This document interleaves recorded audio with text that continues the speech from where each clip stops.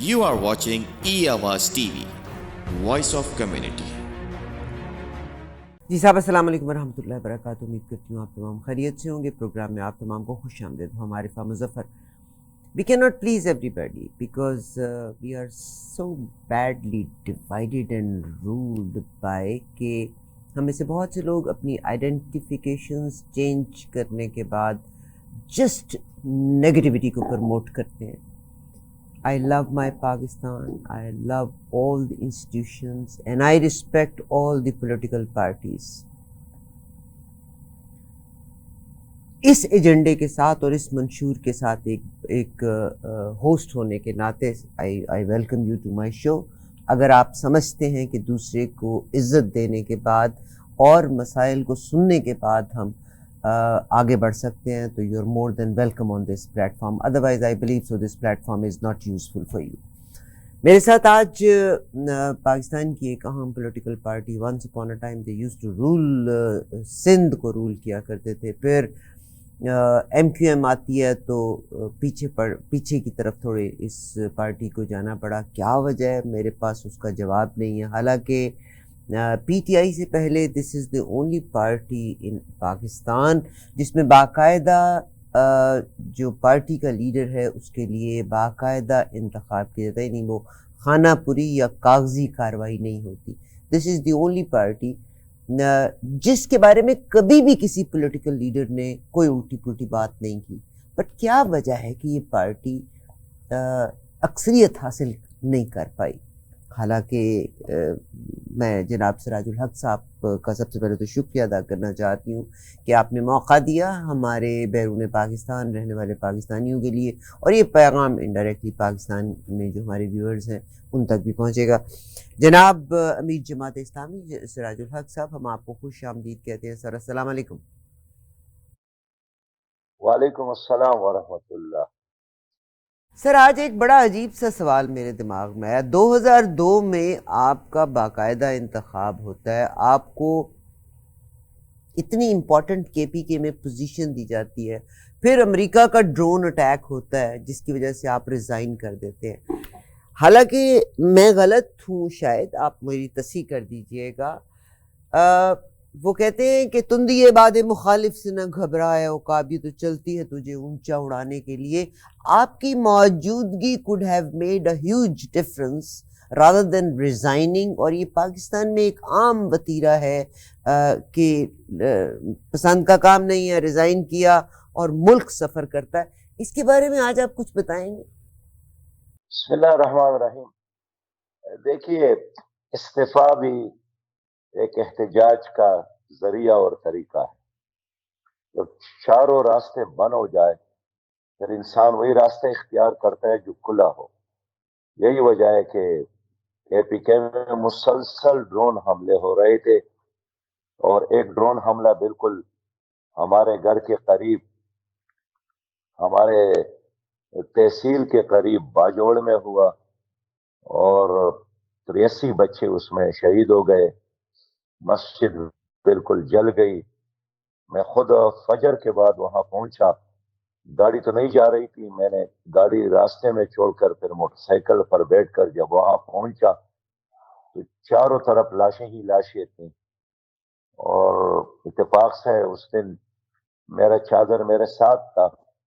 हमने उस चादर में बहुत सारे बच्चों के टुकड़े इकट्ठा करके उनकी माएँ और बहनें वहां पर फिर आई, वो अपने बच्चों की लाशें मांग रही थी। तो हम ये नहीं जानते थे कि ये लाश किसका है, लेकिन बहरहाल कुछ टुकड़े मिलते थे और हम चादर में लपेट कर उनके हवाले कर देते। फिर 83 शहीद बच्चों का जनाजा उधर मैंने खुद पढ़ाया। हजार की तादाद में लोग मौजूद थे, बहुत गुस्से में थे, टेंशन में थे, डिप्रेशन में थे, फ्रस्ट्रेशन में थे। किसी की समझ में बात नहीं आ रही थी कि अब क्या किया जाए। मेरे साथ उस वक्त बाजोड़ एजेंसी का MNA साहबजादा हारून रशीद साहब थे। हमने वहां दोनों ने इस्तीफा का ऐलान किया एहतजाजी तौर पर कि हम कुछ और नहीं कर सकते हैं तो कम से कम एहतजाजन ड्रोन हमले, जुल्म और जबर के खिलाफ ہم احتجاج کا اعلان کرتے ہیں. بہت شکریہ. ظاہر ہے آپ کی ویژن مجھ سے بہت آگے ہے، مگر آئی بلیو سو کہ اس جگہ کو جیسے آپ ہی کی پارٹی سے آپ ہی کی سرکردگی میں، سرپرستی میں جناب مشتاق خان صاحب جو ہیں، سینیٹر مشتاق صاحب جو ہیں، کیا کمال کا کام کر رہے ہیں. یعنی ہی از لائٹنگ فیو تھنگس. اینی ویز میں سر اس وقت کی پاکستان کی پولیٹیکل سینیریوز کی بات کرنا چاہتی ہوں.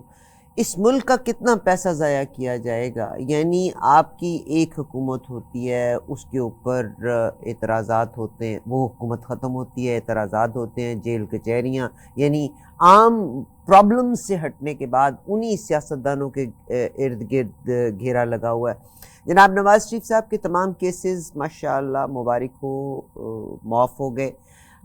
سب کچھ فیک تھا، غلط تھا، مگر قوم کے 4.5 سال 5 سال ضائع کر دیے گئے.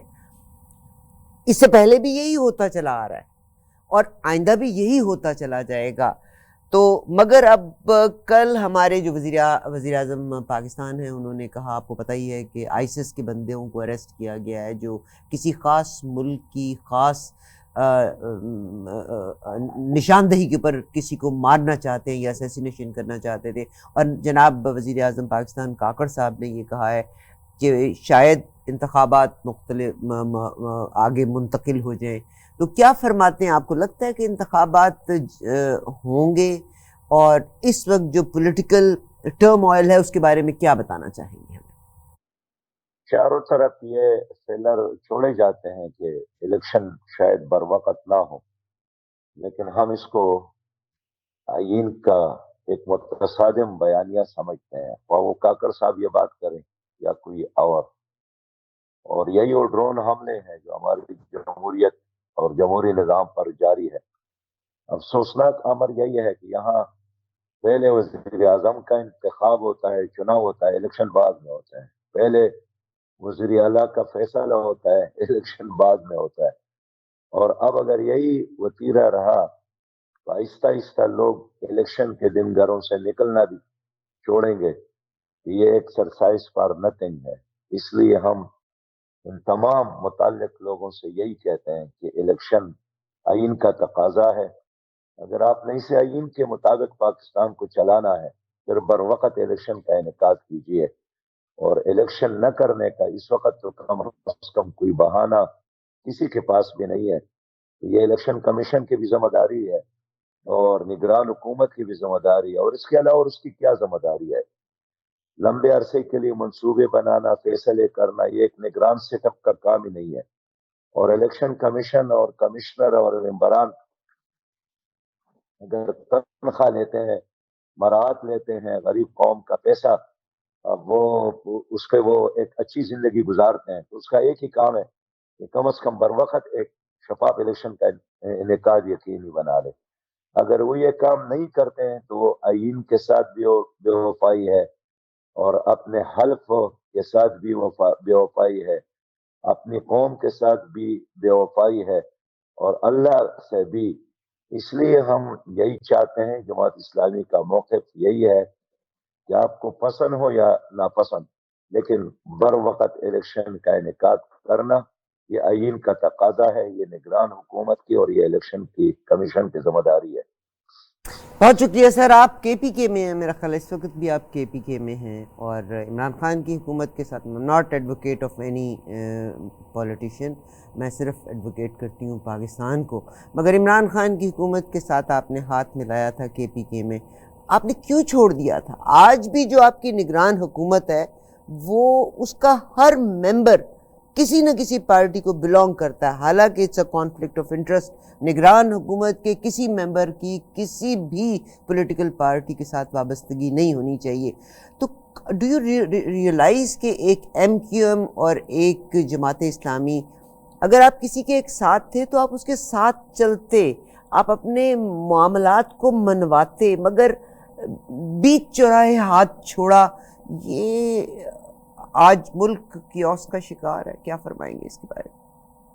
دیکھیے، اس وقت جو نگران انتظامیہ ہے، نگران حکومت ہے، یہ سابقہ پی ڈی ایم حکومت کا ایک تسلسل ہے۔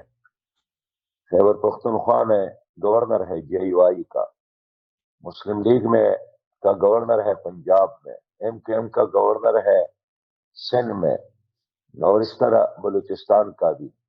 پھر وزرائے اعلیٰ جو ہے وہ بھی سندھ کا لے لے، بلوچستان کا لے لے، یہاں پنجاب کا لے لے، تو یہ بھی اس کا ایک تسلسل ہے۔ درمیان میں خیبر پختونخوا کا وزیر اعلیٰ انتقال کر گئے، لیکن وہ بھی شکایت یہی کرتے تھے کہ سب کچھ گورنر کے اختیار میں ہے اور میں تو محض نام کا وزیر اعلیٰ ہوں۔ آج بھی ویسا ہی ہے۔ یہ تمام گورنر ہاؤسز یہ متعلقہ پارٹیوں کے الیکشن کمپین کے لیے استعمال ہوتے ہیں، کاروبار کے لیے استعمال ہوتے ہیں۔ اس لیے وقت سے پہلے ہی اس نظام نے، اس انتظامیہ نے الیکشن کو متنازع بنانے شروع تو کیا ہے، جس کو ہم جمہوریت کے لیے موت سمجھتے ہیں، قتل سمجھتے ہیں۔ اگر اس بار بھی یہاں ایک حقیقی جمہوریت لوگوں کو نصیب نہیں ہوا تو آئندہ اس ملک میں جمہوریت کا مستقبل بہت زیادہ روشن نہیں ہے، بلکہ مخدوش نظر آ رہا ہے۔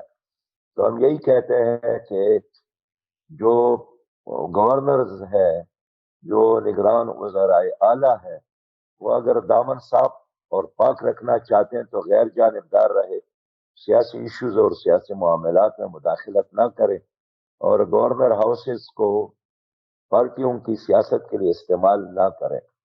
جہاں تک پی ٹی آئی کے ساتھ ہمارا سابقہ اتحاد کی آپ نے بات کی، تو وہ پارٹی کے ساتھ نہیں تھی، وہ اصل میں ہم شامل تھے پی ٹی آئی کے ساتھ ایک مخلوط حکومت میں، اور ہم نے 14 نکات پر اتفاق کیا تھا، لیکن چلتے چلتے پی ٹی آئی کے ساتھ ہم نے بڑی کوشش کی اور دیانتداری کے ساتھ ہم نے تعاون کیا، یہاں تک کہ ان کے اپنے وزراء اور اپنے ممبران اپنے وزیر اعلیٰ کے خلاف احتجاج بھی کرتے تھے، ان کے خلاف بات بھی کرتے تھے، لیکن ہم نے پوری دیانتداری کے ساتھ ساتھ دیا۔ لیکن 2018 سے پہلے ہمارا یہ خیال تھا کہ ہم ایک حکومت میں شامل ہیں تو آئندہ الیکشن میں بھی ہمیں ایک دوسرے کا مقابل نہیں آنا چاہیے، لیکن ان کا اس طرح کوئی تاثر ہی نہیں تھا، ان کا اسی طرح ایک ارادہ بھی نہیں تھا، اور یہی وجہ ہے کہ جماعت اسلامی نے پھر متحدہ مجلس عمل بنائی اور اس پلیٹ فارم سے ہم نے الیکشن لڑا۔ بہرحال 2018 کا الیکشن بھی برائے نام الیکشن تھا، ایک سلیکشن لوگوں نے دیکھا کہ ہو گیا، اور اس کے بعد ہم نے اپنے پارٹی کے اندر ایک طویل ہوم ورک کر کے یہی فیصلہ کیا کہ ہم آئی جی آئی میں رہے، ہم پاکستان قومی اتحاد میں رہے، ہم نے مخلوط حکومت بھی بنائی، لیکن اس سب کچھ کے باوجود ہم کچھ وزارتیں یا کچھ ممبران ہمارے تو کامیاب ہو جاتے ہیں، ہم ایک اتحادی حکومت میں اور اتحادی سیاست میں اپنے اس فلاحی ریاست کے قیام کے لیے اور انقلابی اقدامات کے لیے، ریفارمز کے لیے اقدامات پھر نہیں کر جاتے، اس لیے کہ ہر پارٹی کے اپنے اپنے مفادات ہوتے ہیں۔ جماعت اسلامی کا اپنا کوئی مفاد نہیں ہے سوائے عوام کے اور پاکستان کے اور اس ملک میں اسلامی نظام کے۔ تو اس احساسات کے بعد، بے شمار تجربات کے بعد، ہم نے طے کیا کہ اس بار جماعت اسلامی کسی اتحاد میں جانے کی بجائے ہم اپنے نشان پر الیکشن لڑیں گے اور اپنے انقلابی منشور عوام کے سامنے پیش کریں گے۔ ہمارا جن دنوں پی ٹی آئی کے ساتھ اتحاد تھا، ان دنوں ان کی مرکز میں حکومت نہیں تھی، مرکز میں مسلم لیگ کی حکومت تھی۔ بعد میں پی ٹی آئی کے مرکز میں بھی حکومت قائم ہو گئی، 4.25 سال اس نے حکومت کی، پھر 16 مہینے پی ڈی ایم نے حکومت کی، لیکن ایک لحاظ سے یہ ایک سٹیٹس کو تھا، معاشی لحاظ سے بھی ورلڈ بینک اور آئی ایم ایف پر ہی ان کا سارا انحصار تھا، باقی ایک تانے کو تبدیل نہیں کر سکے، ایک سکول کو بہتر نہیں بنا سکے، لوگوں کو صاف پانی نہیں پلا سکے، بچوں کو تعلیم نہیں دے سکے، نوجوانوں کو روزگار نہیں دے سکے، حتیٰ کہ ڈاکٹر عافیہ کو واپس لانے کے لیے کوئی اقدام نہیں کر سکے۔ تو نہ پی ٹی آئی کے ایجنڈے میں یہ چیز شامل تھی اور نہ پی ڈی ایم کے۔ حال یہ ہے کہ پی ٹی آئی جب برسر اقتدار آئی تو ہم نے مرکز میں تو ہم نے بہت سارے تجاویز پیش کیے کہ ہم ٹھیک ہے اپوزیشن میں ہے، لیکن اگر آپ ان تجاویز پر عمل کریں گے تو کم از کم پاکستان ترقی کرے گا. لیکن ان کے چاروں طرف ایسے لوگ موجود تھے جناب عمران خان صاحب کے کہ جن کا ایجنڈا پاکستان نہیں تھا بلکہ اپنا حلقہ یا اپنی ذات, اور یہی وجہ ہے کہ وہ ایک ایک کر کے پھر اس سے جدا بھی ہو گئے. تو میں یہ عرض کرنا چاہتا ہوں کہ جن پارٹیوں میں خود جمہوریت نہ ہو وہ کیا جمہوریت مضبوط بنائے گی, اور جن پارٹیوں میں خود احتساب کا کوئی نظام نہ ہو وہ ملک میں ان لوگوں کا کیا احتساب کرے گی جو احتساب کے قابل ہو. یہی وجہ ہے کہ اس بار ہم نے اپنے انقلابی منشور اور ترازو ٹیم کے ساتھ عوام میں جانے کا فیصلہ کیا ہے. بہت شکریہ. اور مگر سر قرآن ایک ہے, حدیث ایک ہے مسلمان کے لیے. چلیے باقی پارٹیاں نہیں تو جناب آپ کے پی کے کی اگر بات کرتے ہیں تو جناب فضل الرحمان صاحب کی جو پارٹی ہے قرآن اور سنت کی وہ بات کرتے ہیں, مدارس بے شمار رن کرتے ہیں. وہ کہتے ہیں کہ پورا کا پورا کے پی کے اور پاکستان میں بے شمار ان کے فالوورز ہیں. تو آپ انہی کے ساتھ ہی کر لیں. مجھے غم یہ ہوتا ہے کہ ڈپلومیسی میں بعض اوقات ہم کچھ لوگ کمپرومائز کر کے چلتے ہیں, بہت سٹبن نہیں چلا جا سکتا. آپ پی ٹی آئی کو چھوڑا, آپ نے پی ڈی ایم کی حکومت دیکھی, اس میں بھی نہ ہوا. آج آپ کی جے یو آئی کی حکومت ہے, آپ کو پتہ ہی ان کی پارٹی کے تمام کے تمام ارکان کام کر رہے ہیں کے پی کے میں. تو پاکستان کو کیا مل رہا ہے, آپ کو کیا مل رہا ہے, آپ کے پی کے لیے کیا کر رہے ہیں, یا آپ ان کے ساتھ ہاتھ ملا کے کین یو برنگ ہم on one page to improve things in K P کے؟ ڈو یو تھنک کہ آنے والے دنوں میں پاکستان کی قسمت بدل جائے گی؟ دیکھیے آنے والے دنوں میں پاکستان کی قسمت ضرور بدلے گی. ہمارا آنے والا مستقبل روشن ہے, ہم پر امید ہے, اس لیے کہ ہماری نئی نسل بیدار ہے اور وہ ایک مثبت تبدیلی کی تلاش میں, ایک اچھی قیادت کی تلاش میں. باقی جو بات آپ کر رہے ہیں یہ تو نعرے ہیں, روٹی کپڑا اور مکان کا نعرہ تھا, سب سے پہلے پاکستان کا نعرہ تھا, پاکستان کو ایشین ٹائیگر بناؤں گا ایک نعرہ تھا, پھر حقیقی تبدیلی کا نعرہ تھا. تو ان تمام نعروں کو بھی دیکھا اور لگانے والوں کو بھی دیکھا, اور ایک بار نہیں بار بار دیکھا. 4 بار یہاں مسلم لیگ نے حکومت کی, 5 بار یہاں پیپلز پارٹی نے حکومت کی, 35 سالوں سے یہاں پرویز مشرف سے لے کر ایوب خان تک فوجیوں نے حکومت کی. لیکن ان تمام حکومتوں میں ایس سچ کوئی فرق نہیں ہے, وہی نظام تعلیم, وہی معاشی نظام سود کا, اور وہی لوٹ کا سود کا نظام. یہ صحیح بات ہے کہ ایک پارٹی میں چچا ہوتا ہے جاگیردار سرمایہ دار, اور دوسرے پارٹی میں اس کا بھتیجا ہوتا ہے, تو چچا اور بھتیجے کا مقابلہ ہوتا ہے, ماموں اور بھانجے کا مقابلہ ہوتا ہے, بڑے بھائی اور چھوٹے بھائی کا مقابلہ ہوتا ہے, نظریات کا مقابلہ نہیں ہوتا ہے, ویژن کا مقابلہ نہیں ہوتا ہے. یہی وجہ ہے کہ یہی شاہ محمود قریشی صاحب ہے, کبھی پیپل پارٹی میں ہوتے تھے, کبھی پی ٹی آئی میں آتے ہیں. یہی یوسف رضا گیلانی ہے, کبھی پیپل پارٹی میں ہوتے ہیں, کبھی ادھر ہوتے ہیں, کبھی یہی پرویز خٹک صاحب, یہی جناب, ایک ایک کا نام ہم کیوں وقت ضائع کرے. تو میں یہ سمجھنا چاہتا ہوں کہ ان لوگوں کے موجودگی میں پاکستان نہیں کر سکتا, اس لیے کہ ایک بار نہیں, 2 بار نہیں, 76 سال انہوں نے ہماری غیرت مند قوم کا ضائع کیا ہے.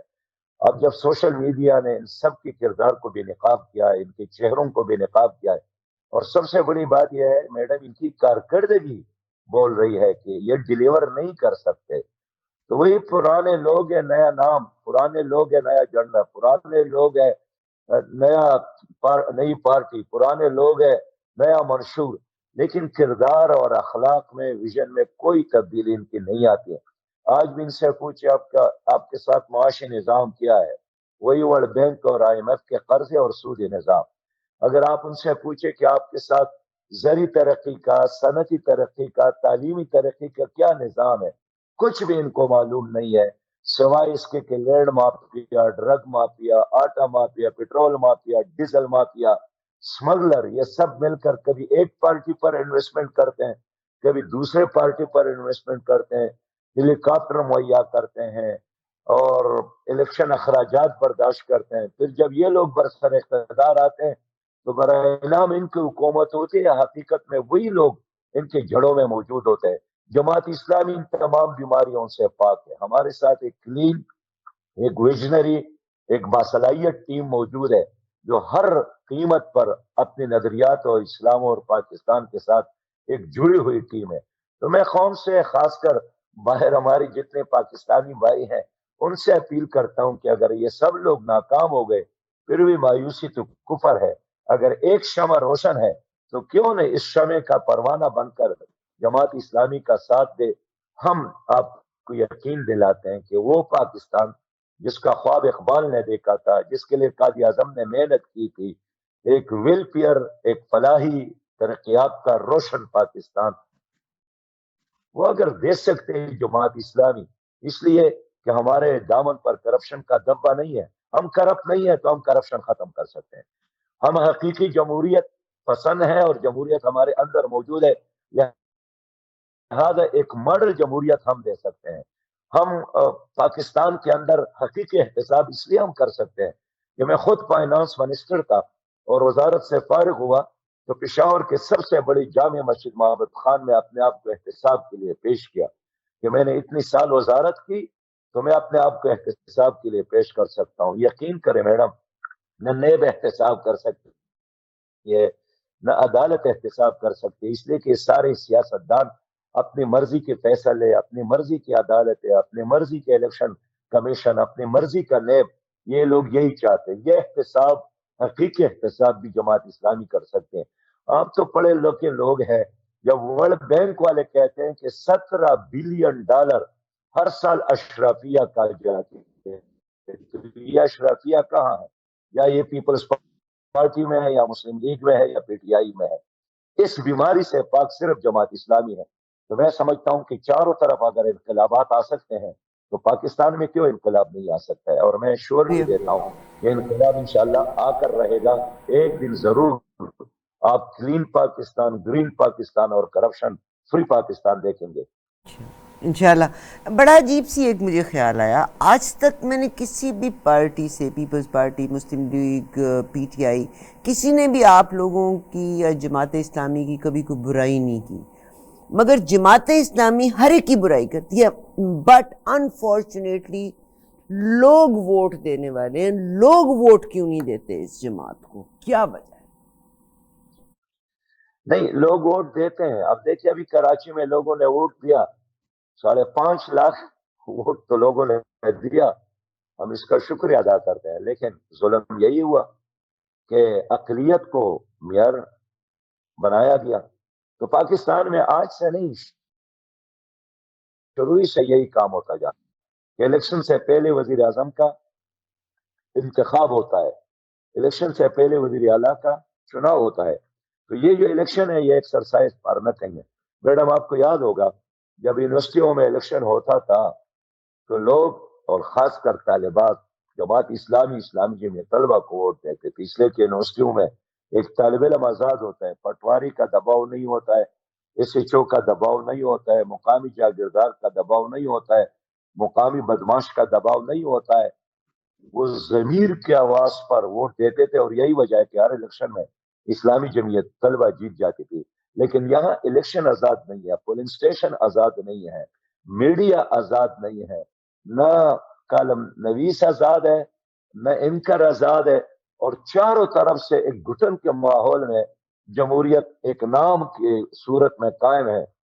اس لیے میں ہمیشہ یہی مطالبہ کر رہا ہوں اور آج پھر کہوں گا کہ ایک بیٹر، خوبصورت، ترقی یافتہ پاکستان کے لیے 3 ادارے کم از کم غیر جانبدار رہے. ایک الیکشن کمیشن، دوسرا عدلیہ، اور تیسرا اسٹیبلشمنٹ. یہ 3 ادارے اگر سیاست سے غیر جانبدار رہے اور اپنا فرض ادا کرے، میں یقین کے ساتھ کہہ سکتا ہوں کہ آئندہ الیکشن ہر صورت میں جماعت اسلامی جیت سکتی ہے. بہت شکریہ جناب سراج الحق صاحب آپ کا. آخر میں بس پیغام دیجیے گا کہ میں تو پچھلے 1 سال سے، جب سے رجیم چینج ہوا، میں تب سے کہہ رہی ہوں کہ اب الیکشن کچھ عرصہ نہیں ہوگا. I might be wrong. آپ اپنا پیغام دے دیجیے گا عوام کے لیے، جو بھی دینا چاہتے ہیں. میرا پیغام یہی ہے کہ اس وقت پاکستان اللہ کی نعمت ہے اور کائنات میں مدینہ منورہ کے بعد یہ دوسری ریاست ہے جو لا الہ الا اللہ کے نام پر بنی ہے. یا رنگ اور نسل کی بنیاد پر، کسی قومیت کی بنیاد پر، کسی مسلک کی بنیاد پر نہیں بنی ہے، کلمہ توحید کی بنیاد پر. لیکن 76 سال اس پر جو لوگ مسلط ہیں انہوں نے ان کے نظریے کی حفاظت بھی نہیں کی اور پاکستان کی جغرافیہ کی حفاظت بھی نہیں کی. اور ان لوگوں کی وجہ سے ہماری معیشت بھی تباہ ہو گئی. ہمارے 70 لاکھ سے زیادہ نوجوان نشے میں مبتلا ہو گئے. ہمارا ہر 5واں پاکستانی گندا پانی پینے پر مجبور ہے. ہر دن یہاں 345 سے زیادہ لوگ یرقان کی بیماری سے مر جاتے ہیں. ہمارے یعنی صرف 22% زمین ایسے ہیں جو زر کاش ہے، باقی ساری زمین ہماری بنجر پڑی ہے. تو اس پاکستان جس کو اللہ تعالیٰ نے ہر طرح کی معدنیات سے اور نعمتوں سے مالا مال ہمیں دیا ہے، کس طرح ہم اس کا بہتر استعمال کر سکتے ہیں؟ ایک ہی راستہ ہے کہ اپنے ووٹ کا صحیح استعمال ہو. آپ لوگوں نے people party, Muslim League, P T آئی کو دیکھا اور جرنیلوں کا. میرا پیغام یہی ہے کہ آئندہ الیکشن میں اللہ پر توکل کر کے ایک چانس جماعت اسلامی کو دے. اگر ہم ڈیلیور نہیں کر سکے، جو سزا چاہے وہ ہمیں دے دے، لیکن ایک چانس تو ہمیں دے دے تاکہ ہم اس ملک میں جاگیردار اور سرمایہ دار، ظالم اور کرب سرمایہ داروں کی بجائے قانون کی حکمرانی قائم کرے. قانون کی حکمرانی کے بغیر کوئی ملک ترقی نہیں کر سکتا. آج پاکستان میں ایم این اے جو قانون بناتے وہ خود سرخ بتی کا احترام نہیں کرتا ہے. سرخ بتی کا احترام غریب ٹیکسی ڈرائیور کرے گا. میں ایک ایسا پاکستان چاہتا ہوں جس میں غریب بھی قانون کا احترام کرے اور صدر اور وزیر اعظم بھی کرے. یہ کام تب ہو سکتا ہے جب بڑے لوگ سب سے پہلے اپنے آپ کو قانون کے تابع بنا لے.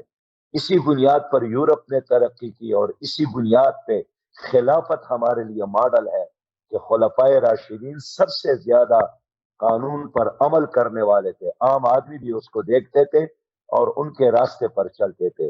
تو میں اپیل کروں گا کہ اس بار آپ سب لوگ اپنے ووٹ کے ذریعے اور اپنی سپورٹ کے ذریعے جماعت اسلامی پر اعتماد کریں. ہم دے سکتے ہیں ایک کلین، گرین اور کرپشن فری پاکستان. بہت شکریہ سر، بہت شکریہ جناب سراج الحق صاحب، آپ کا پیغام ایئر پہ گیا. انشاءاللہ آپ سے دوبارہ پھر بات چیت ہوگی. اللہ میرے پاکستان کا حامی و ناصر رہے. انتہا پسندی نہیں ہونی چاہیے. ریلیجن نے بھی یہی لفظ کہا. آج میں بلکہ سن رہی تھی کہ قرآن پاک کی ایک سورہ کے لحاظ سے کہ اللہ نے صرف قرآن کے بیچ میں 5 چیزوں کو حرام قرار دیا ہے، مگر ہم بعض جگہوں پہ قرآن کی آیات کو بدل کے بعض چیزوں کو زبردستی لاگو کر دیتے ہیں. خدا کرے کہ پاکستان ایک بہترین ملک ثابت ہو سکے اور دنیا کے ساتھ ہم اچھے طریقے سے رہتے ہوئے اپنے مرتبے اور عزت کروا سکیں. آمین ثم آمین. سراج الحق صاحب بہت شکریہ سر آپ کے ٹائم کا. I look forward talking to you again sir. آپ کا اور آپ کے تمام ناظرین کا شکریہ اور السلام علیکم. You are watching E-Awaaz TV, Voice of Community.